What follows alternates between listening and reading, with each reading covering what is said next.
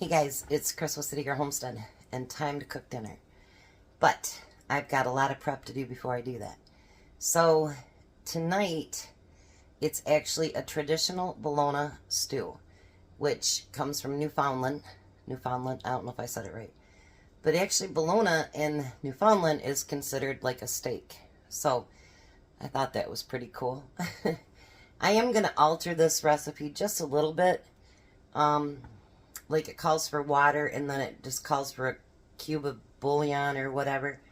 I'm actually gonna, I have some beef broth that was left in my refrigerator and I'd like to get that used up. So I'm gonna use that instead of just water and some bouillon cubes. So I'm gonna bring you, I wanted to show you, I'm using my thing that holds up my recipes. Thank you, Charlie. Now, when I'm making a soup or stew or something like that, and all my vegetables are going to be mixed together, I don't wash anything until I get it all chopped up, and then I'll take it over to the sink and rinse and rinse and rinse and clean up all my vegetables at one time. I think that just makes more sense. It's all going into the same place, and that way you're cleaning everything at the same time. So in the meantime, what I do is I put a bowl of water over here so that we can keep the vegetables nice and cold. Now for this, you would think that it's because it's a stew, you'd want to do smaller pieces. But she said, the lady that watched the video, you want to use bigger cubes because otherwise they're going to get too small and they'll get mushy. And you don't want mushy stew. So I'm going to cut them into probably chunks like that. I'm pretty excited to try this. And I wanted to say something about yesterday's video. Tom is not a fan of bologna.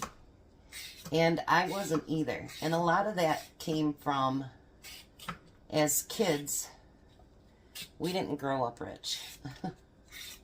So, like at my grandma's house, every day it was bologna sandwiches. Then she'd go to peanut butter and jelly. And then we went to hamburgers. And for the longest time, I didn't even like hamburger. I'll be honest with you, I didn't. And to this day, I don't like a plain hamburger. I do like cheeseburgers, but I don't like a plain hamburger. So it goes back to, you know, the way that you were raised. Now last night, Tom had 3 servings. Jack didn't even get a second one. He said his mom made something like that, and it was really, really good, and he had forgotten about that until last night. And he says, but I think adding the hot sauce and the ketchup really, really made a big difference. So I said to him, I said, you know what's really funny is everything that you've said that you don't like, you end up liking. So sometimes I think we may be jaded by like the way that we were raised. Like his mom made liver the same way that my mom did.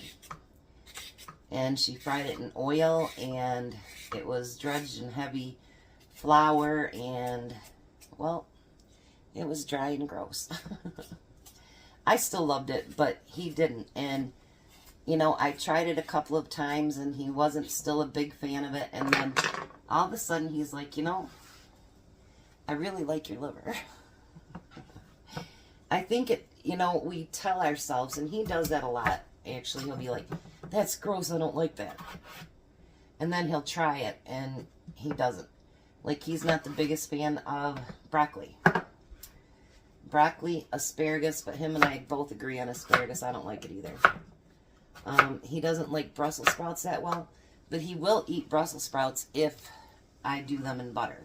He does like them that way. He likes them smashed with put some Parmesan cheese and stuff on it too. He likes it that way. But, you know, as my kids were growing up, unless I asked them or had them try something, you never know. You know, you never know if they're going to like it or not. The hot sauce that we used, I only used a couple dashes Tom and I just don't like stuff that's super hot that's going to burn your lips. And, you know, we're just not that kind of spicy people. A little bit of bite we can handle. But that real spicy where, you know, your mouth is burning off, that's just not us. Neither one of us have gallbladders, so some of the things that bothers him doesn't bother me. I do have an issue sometimes with, well, tomatoes that I love and gluten. And sometimes I can go months and the gluten won't bother me at all. And then all of a sudden it'll hit me and just, yeah, it makes me sick. But I never know. You know what I mean? I just never know. So, and I appreciate all of you that spoke up last night and whatever. I appreciate that. I do. But if we left it up to Tom, you guys, I am not even kidding when I tell you this. If we left it up to Tom on what we would eat, we would seriously eat spaghetti and potato bowls every day of the week. Now this calls for 2 carrots, but my carrots are kind of small here, so we're going to do 3. And us testing each other, what we would like and what we wouldn't like. I found things that I didn't think I would ever like, and he's found things that he didn't think he'd ever like. Like last night, he seriously, other than to refill his bowl, he didn't put his fork down. It was crazy funny. Like, I don't ever want to hear you say bologna again. And then we were talking about it this morning. And I think it's the way that things were made and that we ate when we were kids. Like, I think that's one reason I don't like spaghetti. I mean, I'll eat it, but I'm definitely not a fan of it. Is because back in the day, you know, I grew up in the 60s, 70s, graduated in the 80s. My mom, to make ends meet, you know, and to save on money, she would always do everything pasta. You know, goulash, which I still love to this day, but goulash, spaghetti, you know, tuna fish casserole. You know, she made, oh, what is that called? Cornbread. Stuff like that. And to this day, I don't like cornbread. I don't mind the sweet as much, but it's not something that I would like go out of my way to have it. It's just not. And I think that, you know, everybody's got their own tastes and desires and whatever that they want to do. And that's okay. But that's just a little bit more about him and I that, you know, we were also taught that, you know, you don't say anything about the food, you just put it in your mouth and you eat it. I think that's one reason that I'm a bigger girl is because, you know, basically when I was young, you didn't leave the table until your plate was finished. And my dad made a big deal over that, believe me. Really big deal over that. And so that could be one of the reasons I'm a bigger girl. Because you were taught not to leave the table if you still had food on your plate. And I'm sure I'm probably not the only one that was raised like that. So, but all these chunks we want to be a little bit bigger. It's like she reminded me that it's stew. It's not a soup, it's a stew. And so I'm kind of going from a video that I watched of her and then a recipe that I took from someone else. And then I'm going to make a twist on it and make it my own. How about that? So, I'm going to, I'm going to dice up onions next. You guys have seen me do that a million times. So, let me get that diced up and then I'll be right back. Alright, so I got the onions all chopped up. Now I'm going to cook mine kind of in between the video I seen and the recipe. Because I just have to be difficult like that. So I've got about 2 tablespoons of butter in there. And I'm going to add a little bit of olive oil. And I'm going to put my onions in first. I'm going to do all mine all in one pan instead of dirtying up a couple of them. And well, that's because I don't have a dishwasher. Well, I do. These. Alright, so now we want our chunks of bologna to be pretty big too. These ones won't be as big because I just want to even off my bologna. What's really funny about this bologna situation is Tom knew what I was going down for. He knew. I seen the bologna on sale and I said, I want to do a week of bologna. And I said, it will make it really cheap. And he's like, I'm game. So he knew that's what I was going to get. Now I have an idea, and you guys can let me know. The cancellation came in officially today. I'm going to try to get the new owner, but he owns a couple other restaurants, so more than likely he already has a processor in which he goes with. So, yeah, I don't think I'm going to cut the rest of it in half like that, because it says to do big chunks. So, I think I'll stick to making it wide and big. So, my idea was, if you can go through some of my old videos and see some of the things that I've canned, you know, and see if there's maybe some things you'd like to see me make out of that canned stuff. And maybe for a couple weeks I can do like a pantry thing to kind of save on groceries. Because I think if I could do that once or twice a month, maybe I can make up the difference on the income that I'll be losing. He called me today and he was like, we were talking, and he's the sweetest guy. And he says, thank you for always sharing my posts and everything. And I said, of course. And I told him, I said, you know, I nearly cried. You get some customers that you just love the customers, but you get those customers that you make good money on too. And with him leaving, I lose $300 a month in income, so that's quite a bit. So I need to make it up elsewhere. Alright, so I'm going to let these onions cook down a little bit, and then we're going to add the bologna, and then we're going to go to the next step. Tom isn't even out of work yet, but this is going to take a bit to cook, so I started early. But if you have some ideas and you've scanned back through some of my videos and you see things that I've canned and you're like, man, why don't you make something out of that? Or, you know, if you have specific ideas on some very inexpensive pantry meals. I mean, I don't mind still grocery shopping. I just don't want to do as much. And I do still want to, if they have good sales, go down to the Amish store. Because, like for instance, this bologna, it was close to date, but I saved $6 a pound.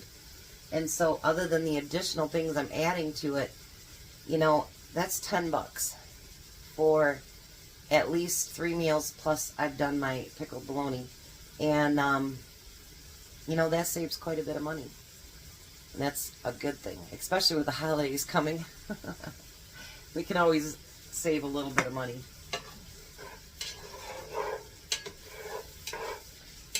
This is going to be a little bit longer video. Sorry, guys. Don't mean to take up so much of your time. Alright, so I'm going to let that fry up a little bit, and then we're going to get the bologna put in there, and then I'll be back. Alright, so now I'm going to add all that bologna in there.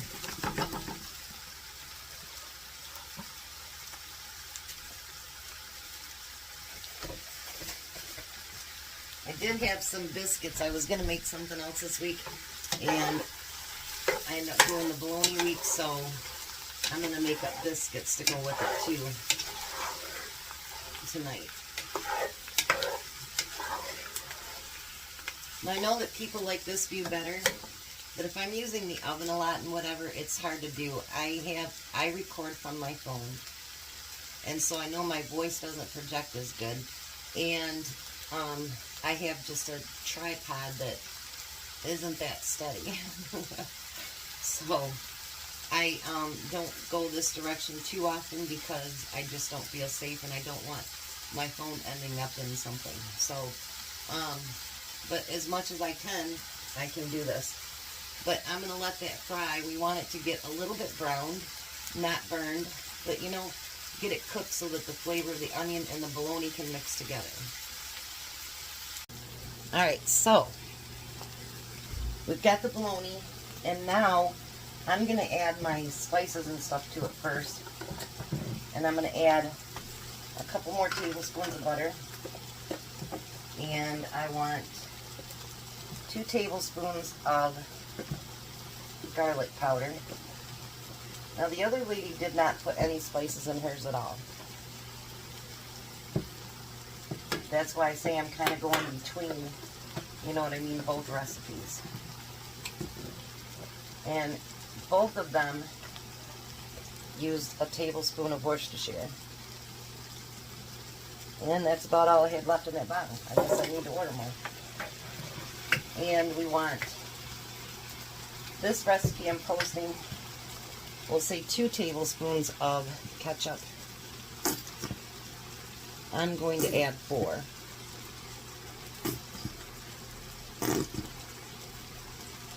You know, it's really funny. I didn't read this recipe until today. So the idea of adding ketchup yesterday makes more sense now, huh? Alright. So now we have the ketchup added. Then we're going to get all that mixed together. If it's not mixed perfectly, that's okay. This is going to get mixed when we cook everything else.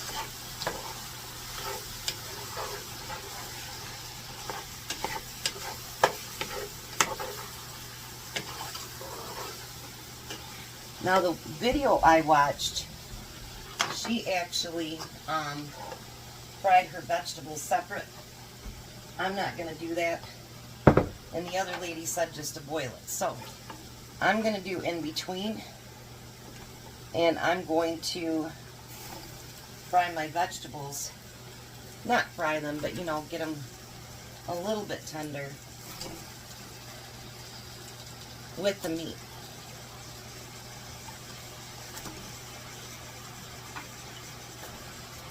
So that everything can kind of marinate. And we'll get that mixed in there too. You don't want them to be cooked all the way or anything like that. You just want to kind of, you know, cook them together, let them get seasoned up together. There we go.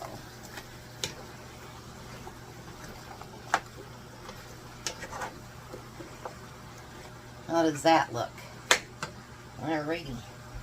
So I'm going to let that cook like that for a few minutes and let the taste kind of get mixed in with the vegetables, and then I'll be back and we'll start putting everything else together.